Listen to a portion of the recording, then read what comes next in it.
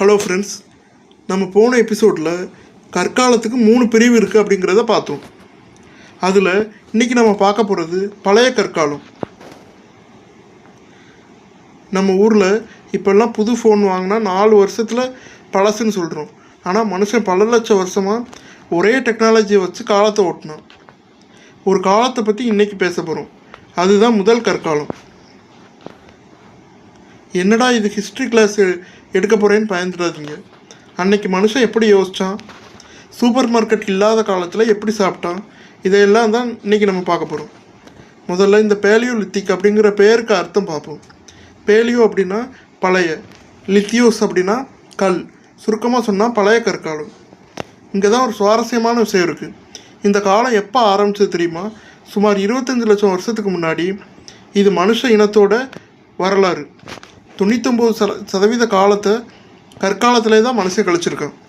அப்போ நாம் வாழ்கிற இந்த நவீன காலம் வெறும் 1% தான். நம்ம முன்னோர்கள் அப்போ எப்படி இருந்திருப்பாங்க?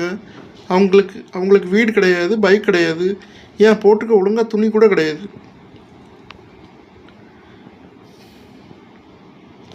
சரி, அவங்க என்ன சாப்பிட்டாங்க? அன்னைக்கு ஸ்விக்கி, சொமேட்டோ எல்லாம் இல்லையே. அவங்கள நாம் ஹண்டர் கேத்தர்ஸ் அப்படின்னு சொல்கிறோம்.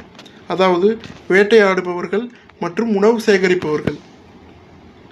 ஆண்கள் எல்லாம் சேர்ந்து கூட்டமாக போய் மாமூத் மாதிரியான பெரிய விலங்குகளை வேட்டையாடுவாங்க. பெண்கள் பழங்கள், கிழங்குகள் இதெல்லாம் சேகரிப்பாங்க. ஆயுதங்கள், அவங்க பயன்படுத்தின கற்கள் ஒன்றும் பாலிஷ் பண்ணது இல்லை. பெரிய கல்லை எடுத்து இன்னொரு கல்லை அடித்து கூர்மையான முனையை உருவாக்குவாங்க. இதை ஹேண்ட் ஆக்ஸ் அல்லது கை கோடாரி அப்படின்னு சொல்லுவாங்க. இதை வச்சு தான் மிருகங்களை உரிக்கிறது, மரத்தை வெட்டுறது எல்லாம். இப்போ ஒரு முக்கியமான கட்டத்துக்கு வருவோம்.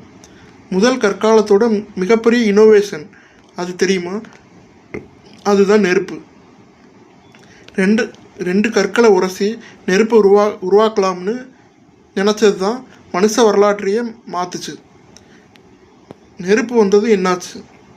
இருட்டில் வெளிச்சம் கிடச்சது, குளிருக்கு இதமாக இருந்தது, மிருகங்களை பயமுறுத்தி விரட்டுவாங்க. மிக முக்கியமாக கறியை சமைச்சு சாப்பிட ஆரம்பித்தாங்க. சமையல் பண்ணி சாப்பிட்ட பிறகு தான் மனிதனோட மூளை வளர ஆரம்பித்தது. அதுக்கப்புறம் குகை ஓவியங்கள். இன்னொரு விஷயம், அன்றைக்கி அவங்கக்கிட்ட எழுத்து கிடையாது, ஆனால் அவங்க ரொம்ப நல்ல ஆர்டிஸ்ட். குகை சுவர்களில் வேட்டையாடுற மாதிரியும் மிருகங்கள் ஓடுற மாதிரியும் பெயிண்ட் பண்ணி வச்சுருக்காங்க. இது எதுக்குன்னு நினைக்கிறீங்க? இதுதான் அவங்களோட இன்ஸ்டாகிராம்.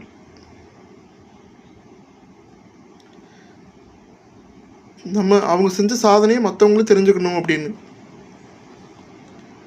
இதை செஞ்சுருக்காங்க. தமிழ்நாட்டில் கூட இந்த மாதிரி பண்ணுற ஓவியங்கள் நிறைய இடத்துல இருக்குது. ஸோ மக்களே, முதல் கற்காலங்கிறது வெறும் கற்களை பற்றினது மட்டும் இல்லை.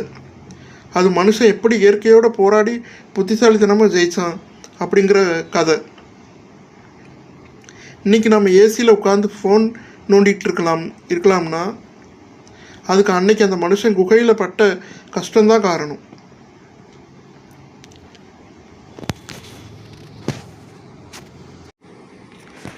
இந்த மனுஷங்க பயன்படுத்தின ஒரு கற்கருவி நம்ம பல்லாவரம் பக்கத்துலேயும் கிடச்சிருக்கு.